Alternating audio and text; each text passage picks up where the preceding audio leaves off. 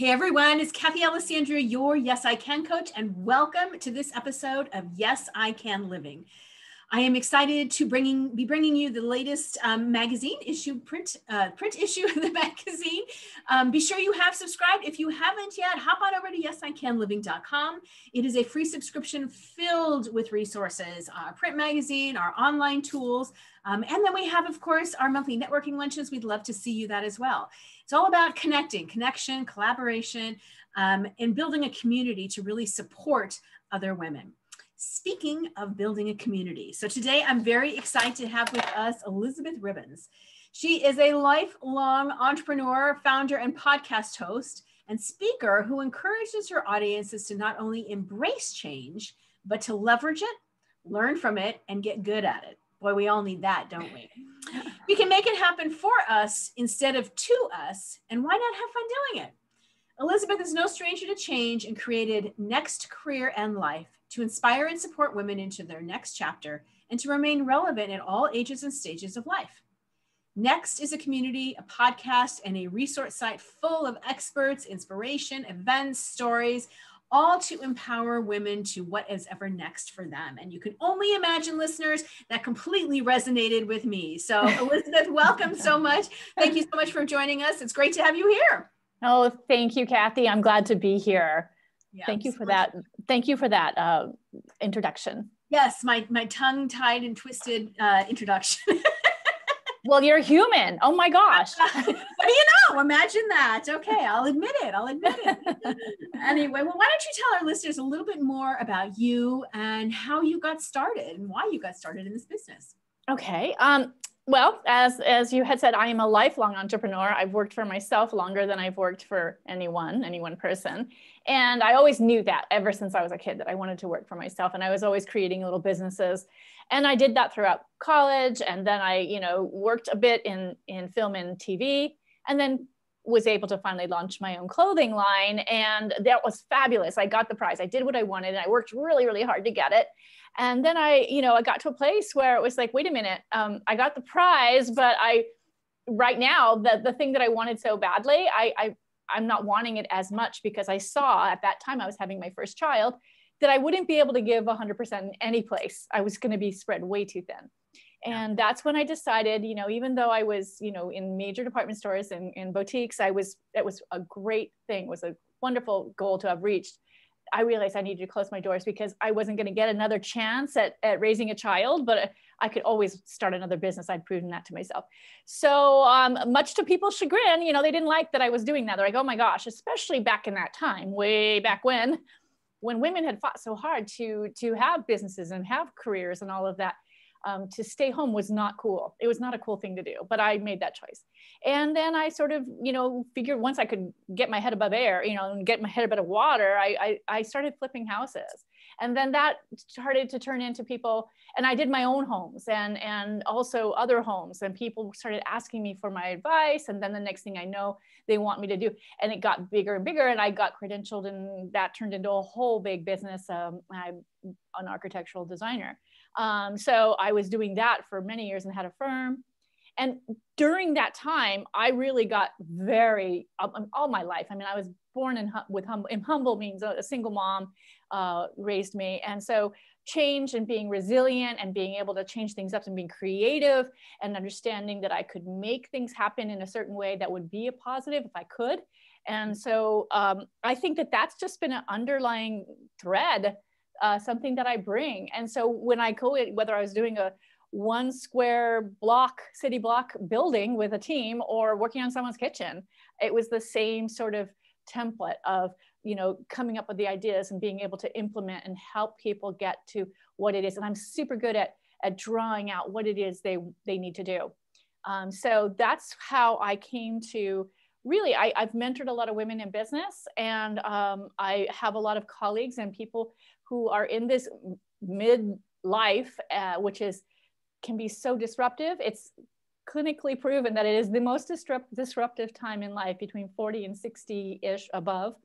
And we go through a lot, but at the same time, we have a little more bandwidth to start owning what it is we want to do with our lives. And a lot of the time I hear things like, I'm no longer relevant. Oh my God, I got aged out of my job at 42. They're telling me I'm old, or I got a divorce. I don't know what to do, or my kids left home, all of these things. And so for me, it made sense to, one, start really letting women know that they're valuable. If you've lived half a century, you've learned a few things, and whatever it is you've done, you certainly are worthy of using that in value in life and being fulfilled, no matter what it is, whether you're working or if you don't have to work, maybe you go find a purpose, maybe you just enjoy your life and continue to be engaged and relevant.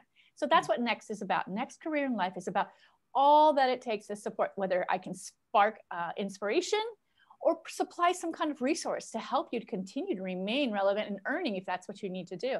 Or maybe you need a coach to help you through a divorce, or maybe you need help talking to your adult daughter. That's a whole thing right there. Like there's just so many things that we're going through at this time in life. And we want to reach out, but we're not really sure who's qualified to help us.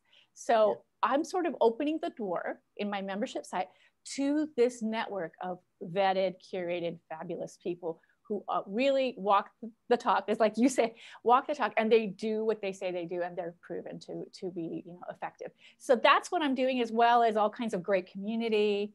And so it's a complete pivot from interior architecture, but at the same time, it's sort of the same, identifying and coming up with ways to put it together. So that's me in a nutshell. And I've been through heck of a lot of changes and dragged behind horses, and I've been through the deep valleys and the high peaks. And so for me, I know that you can get through it, and you can actually enjoy life. You can just continue to reinvent and enjoy life. Right. Why does it take to 50s to learn that?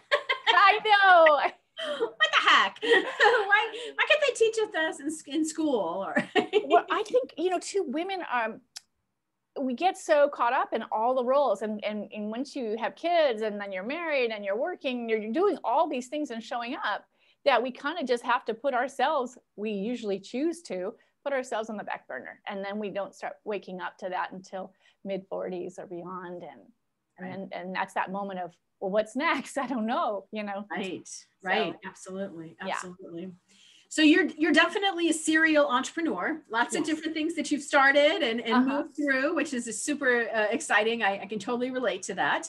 But tell me a little bit about, what have been some of your biggest challenges as you've moved through these various career paths and companies and that? What have been some of your biggest challenges, and how did you overcome them?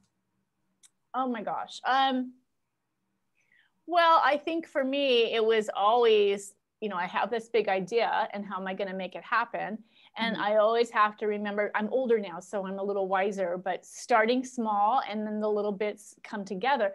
And it's that saying of ready, fire, aim. So I'm better at it, even more so now after, wrecking down buildings and building new ones, that I do planning, but at the same time, I stay open to, wow, I wasn't expecting that to happen, but being able to pivot within that and stay resilient and be able to handle that and move forward and analyze it, reassess, all of those things. So for me, I think that would be the main thing, is that, what you think you're going to end up doing may not be, but start, for heaven's sake, start. Right. And then, you get good people. Oh my gosh, you have to get, I believe in coaches. Coaches are wonderful mentors, people who can really guide you, because I'm not good at everything. And I certainly don't see, my own husband sees things that I don't see, and I'm always amazed, or my daughter. And so I love bringing people in and hearing their guidance as well. So seek out those circles and those networks, and get wise words, get wise advice. Yeah, absolutely. I think that's a critical piece of success, right? I think too, as a young woman, I thought I had to do everything myself. Right. Yes. I don't know why what is that? Why Same. I don't know. Is it like Superwoman? It's Superwoman syndrome is what it is. At least I have that. A lot of us do. I keep my cape in my purse, and it's like, it's like, what is the deal with that? So I've really learned, I love midlife, because I've really learned these things. I've aged well, as far as like, I've learned these things and I know now we're better together. I'm better when I reach out and I ask for help and I say, I really need help with this. And if someone can actually be helpful, that's made their day better too. So right. There is strength in asking for help. Oh my gosh. Yeah. Huge strength. I mean, like you said, I mean, we as women are hesitant to ask for support or ask for help or ask for whatever reason, because we think we have to do it all on our own. And we were never put on this planet to do it all on our own. And so really stepping into that strength and asking for the right person, the right help. I mean, you know, whether it's, you know, you're not feeling well and asking somebody to bring dinner, or in your business, right? You know, what's that big vision? How can I help? I mean, it goes in all areas of a woman's life for sure. Right. And I agree. I think that's that support and guidance. And it's also too, and I've talked about it just on my solo podcast, where it's not a sister or a friend or your parents. It's somebody completely objective who's going to say, wait a minute. Why are you doing it that way? Wait, you keep seeing the shiny things. Just stay focused on the track. Stay focused on the track. And it's that kind of stuff that, you know, you have a coach to help you. Some people have, you know, fitness coaches and all these different, keep you on the goal. They know what your goal is. And then that's what I would do for clients, you know, whether, like I said, whether it be a big job or a small one, they had a goal and I knew they wanted the goal, but they were so overwhelmed with the getting there that that's what I was able to do for them, which brings me to, I am not a coach. I am not a coach. I love coaches. I support coaches, but I'm not a coach. So that's just something but I get the process and I love it and I completely support it. And I can't say enough about coaches and how great they can make it life, but you got to find the right ones. You got to find good ones. Absolutely. Yeah, somebody who's been there, done that, and really, truly, honestly can support you in what it is your growth is, right? Do your homework, do your research, make sure it's the right person. That's a critical piece. I'm going to get on my soapbox for 2 seconds, right? It's because there's too many who just go hang a shingle and think I can teach somebody how to do that. And they've never actually done it themselves. Right. And so, and it's, you know, it's easy to get sucked in. And so all I say, people, women, ladies, gentlemen, who's ever listening, do your research, do your homework and make sure it's the right fit for you. And that's why and that's why I have Next, because they've been vetted. I know that they do what they do. So when you're talking to a friend and you said, you know, I'm trying to decide what I want to do and I need someone to help. Oh, I've got someone I know. That's what Next is, because you need to know who can and will and who's a good fit, and you can kind of shop it around and see. So makes all the difference in the world. Yeah. So you talked a little bit about, you know, pivoting and, you know, disruption and all that kind of stuff over the last year, you know, with the pandemic and all that we went through. You know, I'm not sure your business kind of started during that, I believe, right? So did you have to pivot? Did you make any changes? Have you had to see, or did you start because of what was kind of going on in the world? Oh my gosh, I'm always starting up other little businesses and ideas, but this one has been it was on the back burner for a while. And I even called it a different name, and then it got too confusing because it had the word design in the name of it. And so it was more like life design, but that wasn't really it. And then my mother got ill. And as women, we jump in and kind of had to put a stop on life and my whole life and that whole project.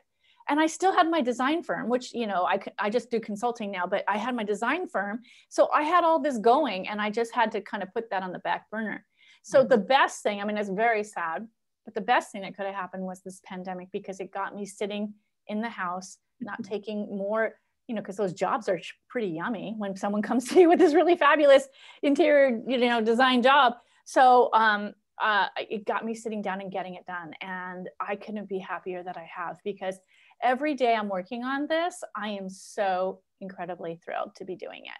So for me, it was a good thing, the pandemic. And my mom getting ill, that just made me stop working on the other project and really sort of step back. And, you know, you have to contract in order to expand. And I needed to just step back a bit and see what it is I needed to do. And then it was like, oh my gosh, you know, once the fog cleared, because she was pretty ill, once the fog cleared, I was so clear, crystal clear on what I needed to do and how I needed to make it happen. Yeah. I just want to point out that quote you just, you know, the contract to expand. You know, that's a huge one. And so many people, I think, in the pandemic or whatever, right, in life, they don't like the idea of having to pull back, to go within, to do some, work on their own. And it is absolutely necessary to really be able to grow, to really be able to figure out where you're being called to serve or support or do whatever. And so I just wanted to reiterate that it's a good thing. It's not, look at it in the good light, right? And what that can lead to. The pandemic pause for me was the same. It was an awesome opportunity to really do some digging. Right. So let me ask you this. Go ahead. I have to plug my computer in. Okay. See, there's always technical issues. We love Zoom, we love computers, and whatever works, the computer is dying. And so sometimes we need to just, step into those things. I'm so sorry. I didn't realize it's my laptop. I didn't realize I hadn't plugged it in. So no worries. It all works. It all works. So Okay. Let me ask you this. If there was one thing that you wish you knew when you started your business that you know now, in other words, what would you tell your younger self? Oh, with all my businesses, that it doesn't happen overnight. I mean, you think it's going to, and you think that it's going to all just one day, like a domino effect happen, but it doesn't. And you know what? Age again. I'm glad it doesn't, because if it did happen, I wouldn't be ready. And I could really disappoint a whole lot of people or make a lot of mistakes. And then I would lose that business. Whereas now it's slowly building so that I can easily correct. I can, I can correct it and continue on. Whereas if I'm huge and big all of a suddenly, then you're so exposed and you can make a lot of mistakes and lose people. I'm in it for the long game.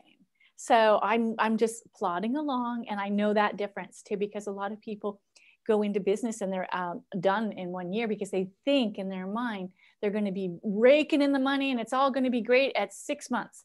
And you're not sitting on Oprah's couch, for at least 2 years, at least.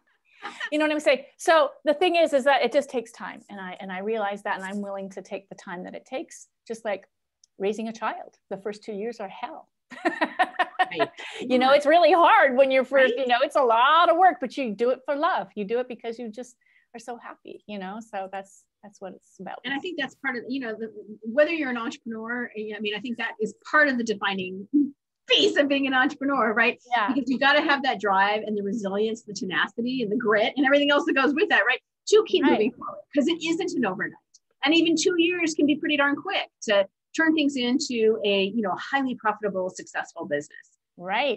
It can take 6, 8, 10 years for it to really reach that level of your dreams, right? Right. But it takes a lot of work and just, rinse and repeat and keep going. Rinse and repeat. Right? Right. And then there's those days where you wake up and you're going, what the hell am I doing? Yeah. Right. When I could have been just continually, doing, but that wasn't speaking to my heart. That wasn't really, I felt like that was time to let that go. But you still have those moments of, oh my God, what am I doing? And then sort of the universe is so great and sends me just a nice little thing where somebody just goes, I love what you're doing. Thank you so much, or what have you. And then it makes me go, all right, maybe I am on the right track. Right. So we all have those moments of, oh my God, what am I doing? What was I thinking? Right. Yeah. I got one of those from my daughter the other day. And surprisingly enough, it was a picture of her daily journal that says, today I am grateful for, and it said, for my mom always empowering me to live my dreams. Oh. And that just came out of the blue, with a note that said, I hope you know how, what an impact and you raising us, me and my sister, her daughter, my other daughter, Lynn. And that, right, can just make all the difference in what you're doing if you're frustrated or you get them when you need them the most. I know. Isn't it? I think that just is like one of those little miracles that happens. And then you go, okay, yeah, I am on the right track. I'm going to hang in for another, 24 hours or 1 week or whatever. And then something else happens to keep you going. So it is really hard. You're in the trenches. And the other thing is I had a guest on that, and she said it, she's a business, like a finance person. And she said, when you go into business for yourself, you don't realize it's by yourself. And that is a big one too, because there's a whole lot of boundaries and just self-care there that you need to make sure you're blocking time for yourself. You're doing your things, because nobody's going to make sure that you're getting your coffee breaks. Nobody's making sure that you're going to be going to the gym or doing whatever it is you like to do, taking your walks. No one's taking that. And if you don't take care of it, you're not going to be, you know. So that was another thing that I've learned, that, you know, I dress up, show up, you know, that kind of thing. Get up, dress up, show up. But I take care of myself before that. And when I sit down, I am there 100%. Yep. I love that. Love that. So let me ask you this. How would you define success? Oh, I define success by really being clear on who I am, what I'm delivering, and the people in my life, the love and the people in my life. If I have joy in what I'm doing and I'm making a positive impact, the other stuff takes care of itself. It really, truly does. So if that means, you know, it used to be where I was really helping people, you know, unravel the ball of rebuilding their whole house. And to me, that gave impact because I was making a difference. It was so easy for me to figure all that out, all the logistics and everything, all the decisions. So that really helped them. So this now for me is on a bigger scale, helping people see all the possibilities and to continue to keep going, you know? Right.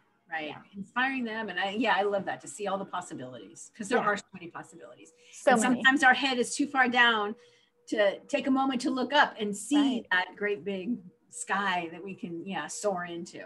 Yeah.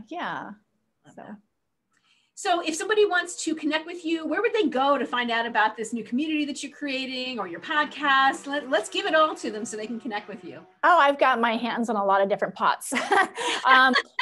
You can, my handle, or it's always at, you know, the at sign, Next Career Life. So if you were to put that in, you'd find me on Instagram, Facebook, and also my Clubhouse now. You can find me there. So if you were to go into Clubhouse and do that, you'd find my profile. And then I have a club on Clubhouse called Next Chapter Women, and I'm hosting co-moderators. People are coming in and co-moderating. They go right on to my bio in LinkedIn, and they can, and not LinkedIn, in my link in bio on my social media, and they can set up a time to co-moderate with me as long as they're in my club. And then I love LinkedIn. I love the conversations there. I have some great, just a great network of people. They're really caring about the future of work and future of women in work. And I'm crazy about that. So those are great things. And then my website is nextcareerlife.com. And there's different ways that you can be part of it. If you just want to kind of stay on the outside and still, you know, get a little information here and there, you can subscribe for free, or you can become a member and pay by the month, or you can pay, you know, one time fee and get 2 months for free. And then I have this is going to be for a very short period of time, but I have an offer where I will sit down, I'll give people materials, and I will sit down with them for an hour to sort of map out and give them, it's a compass of how can you best use this site? How can you best position yourself to really start thinking about your next? And that's it. I'm not going to coach them through that. I'll say, you should go to this coach, take a look at her, take a look at this one, and maybe you would consider this resource to read through. So those are the things that I'm offering. And the community is great. I'm going to be doing retreats, and the community is on a private platform. So you can come in and have cohorts and be talking, and that's not going to be on social media. And I have an app. So if you're traveling around, you can always access your account and everything through an app. So that's me. I love that. The fact that you have a separate platform and that people can message. I mean, I've taken the Yes, I Can Living into an app as well, taking it off. I mean, Facebook and Instagram and all, there's a place for all of that too, but really building those relationships, having those really deep conversations, connecting, collaborating, taking it off of social media and having it in your own platform like that is, I think, essential. If you're serious, I think that's the trend, because I think people are really starting to question, well, should I be putting all this out on a social media situation? I maybe want a more private, more exclusive group. Exactly. So I think that's a really important thing to have. So let me ask you my final question that I ask all the wonderful ladies I interview. What makes you a Yes, I Can woman? I think, you know, you look back at your life when you're going through it. And like I said, I was raised by a single mom, and there was a lot of challenges there. And it was hard. And I watched her struggle. She was told she couldn't go to college, and she had the children that she was told to get married. And then she was a single mom, and that was not was not great. It was really difficult for her, but she made it through and she got her education.